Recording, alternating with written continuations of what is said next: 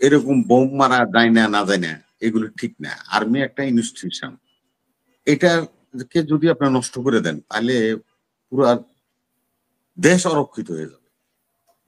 স্বাধীনতা সার্বভৌমত্ব চ্যালেঞ্জের এর চরিত্রই তো এটা। আপনাদের এখানে সংগীত আর কি আছে? আপনারা এই যে উত্তরপাড়ার মস্কোট বোম মারতেছে আর আপনার কোন যুদ্ধ লেগে গেছে, ক্ষমতার পালাবদল হয়ে যাবে, এই ধরনের চিন্তা চেতনা থেকে বিএনপি পারে। বিএনপি পারে, আপনাদের বক্তব্যই বোঝা যাইতেছে বিএনপি পারে। তাহলে বিএনপি যেহেতু পারে, আর এগুলি নিয়ে তর্ক বিতর্ক করে লাভ, আপনি তো পারবেন না। কথা হলো যে বোন, আমরা শুধু শুধু খালি তর্ক করি, নিজেদের মতো জর্গা ফেরসাদ করি, এগুলো খুব একটা ভালো লাগে না। আমি 1991 যখন এরশাদ পতন হইলো, তখন ম্যাডাম ওই মইনুল রোডের বাড়িতে থাকতেন। ইমরান ভাইয়ের মনে জানা আছে, ওনার বাড়ির যে সিকিউরিটি অফিসারের জন্য ওনার বাড়ির পাশেই আর একটা বিল্ডিং ছিল, ভবন, ওটার মধ্যে ওনার এই কলিগ সাইদ ইস্কান্দার সাহেব থাকতেন, ওনার ভাই। এটা ইমরান ভাই মনে জানা আছে। তো হ্যাঁ, ম্যাডাম যখন নির্বাচন করবে, এই জন্য আমরা সবাই ম্যাডামের ব্যাপারে একটা মানে ফেনীর একটা আসনে, বগুড়াতে, এইভাবে তো উনি আসনে 5টা আসনে দাঁড়াচ্ছিল। তো ওই ওনার এলাকা থেকে, আসনের এলাকা থেকে কিছু লোকজনও আসছে, তা আমি ওই জায়গায় বসাচ্ছি। আমি ওই যে আমাদের সাংবাদিক ছিল গ্যাস কামাল চৌধুরী, আমরা কয়েকজন এখানে বসা। তো সন্ধ্যার সময়, এটা হাসিনা আপা জানান না, এটা ওই ইমরান ভাই জানে, সন্ধ্যার সময় মস্কোইট বোম ব্যবহার করে ক্যান্টনমেন্ট গুলিতে, মানে মশা তাড়ানোর জন্য বোম ব্যবহার করে। এখন তো ভাই কেবল সদ্য পদত্যাগ করছে, এখন উনি তো বোম সন্ধ্যা 6টার দিকে, ওই তো 6টার সময় এই বোমগুলি ইউজ করে, বোম ইউজ হইতেছে। এখন ওই যে গ্রাম থেকে জানে যে ওনাদের কিছু লোকজন আসছিল, এরা মনে করছে যে আর্মি ক্যান্টনমেন্টে গোলাগুলি শুরু হয়ে গেছে। এগুলি কেউ যায় সোপার নিচে যায়, কেউ আপনার চোখের নিচে যায়, এরকম একটা গুরুত্বপূর্ণ। উনি সাইদ ইস্কান্দার সাহেব বুঝাইতে চেষ্টা করতেছে যে এবারে ভাই কোনো গন্ডগোল নাই, এটা মশার বোম, এটা আমাদের ক্যান্টনমেন্টের নিয়ম আছে মশা তাড়ানোর জন্য এটা। তারপর অনেকক্ষণ বুঝান টুজানোর পরে পরিস্থিতি শান্ত হয়েছে। আমরা ক্যান্টনমেন্টের উত্তর পাড়ার বাইরে থেকে যে সমস্ত বোম মারি, যে আমার ভাই কলিমুল্লাহ সাহেব মারত, এরকম বোম মারা যায় না না যায় না, এগুলো ঠিক না। আর্মি একটা ইনস্টিটিউশন, এটাকে যদি আপনারা নষ্ট করে দেন তাহলে পুরো দেশ অরক্ষিত হয়ে যাবে। স্বাধীনতা সার্বভৌমত্ব চ্যালেঞ্জের মুখে করে যাবে। আমরা বুঝে না বুঝে অনেক জ্ঞানী গুণী বহু বড় বড় ডিগ্রিধারী লোকরা যেভাবে টেলিভিশন এবং টক শোতে আইসা আর্মিকে নিয়ে কথা বলি, আসলে আর্মি সম্বন্ধে কিছুই উনি জানেন না। তারাই এই সমস্ত বাজে কথাগুলি বলে ভিউ বাড়ানোর জন্য, তাদের জনগণের সাথে মিলে তারা সুর মিলায়। ওই যে একটা এখন ওই যে বাংলাদেশে 5 তারিখের পরে 3টা জিনিস পাওয়া গেছে, একটা হলো ফজু পাগলা, আর একটা হলো ফজু চিটার। এরকম চিটার মিটাররা এই সমস্ত তথ্য মত্ত নিয়ে আসে, অনেক বুঝায় বুঝায় বুঝায় আপনাকে বলবো।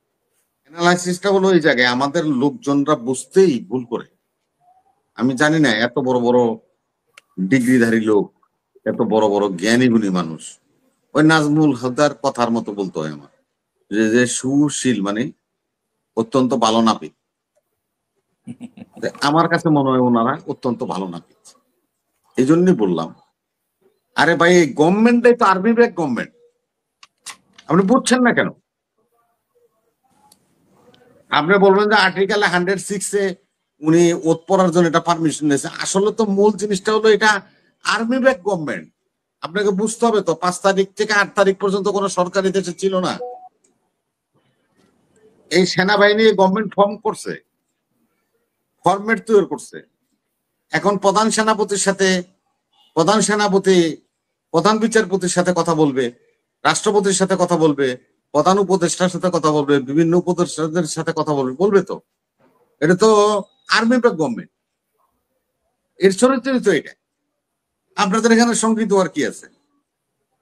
আপনারা এই যে উত্তরপাড়ার মস্কোট বোম মারতেছে আর আপনার কোন যুদ্ধ লেগে গেছে, ক্ষমতার পালাবদল হয়ে যাবে, এই ধরনের চিন্তা চেতনা থেকে বাইরে আসতে হবে। আমাদের লোকরা বুঝে, কিন্তু ওনারা নিজেরা বলতে চায় না। আজকে দুদিন যে ঘটনার আবহাওয়া ঘটতেছে,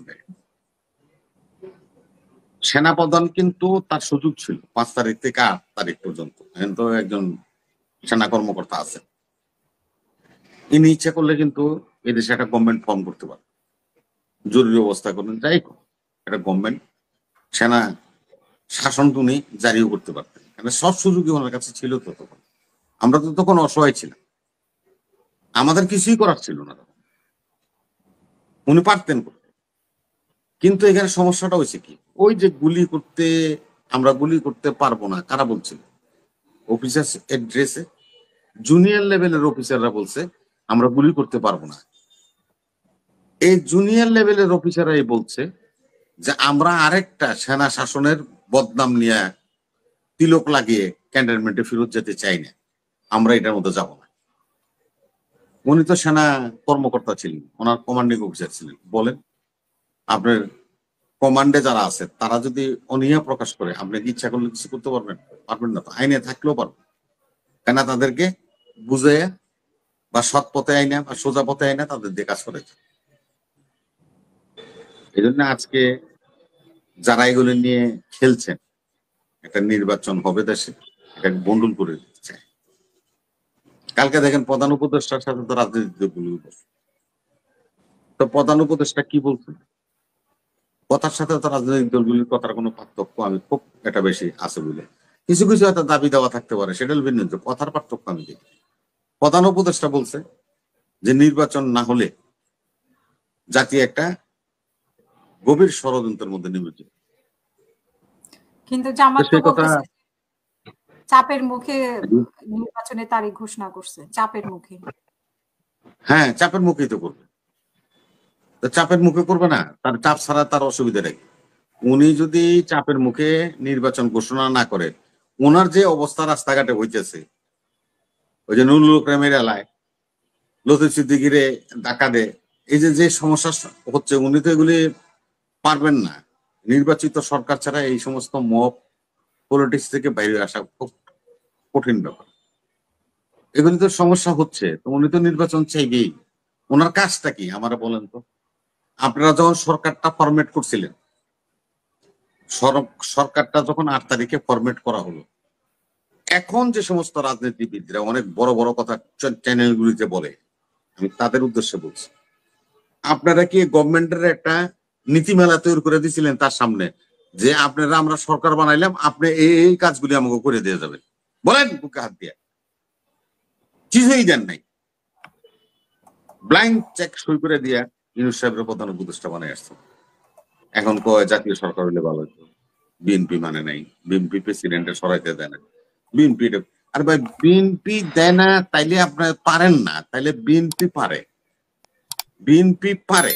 আপনাদের বক্তব্যই বোঝা যাইতেছে বিএনপি পারে, তাইলে বিএনপি যেহেতু পারে, আর এগুলি নিয়ে তর্ক বিতর্ক করে লাভ, আপনি তো পারবেন না, সে সামর্থ্য তো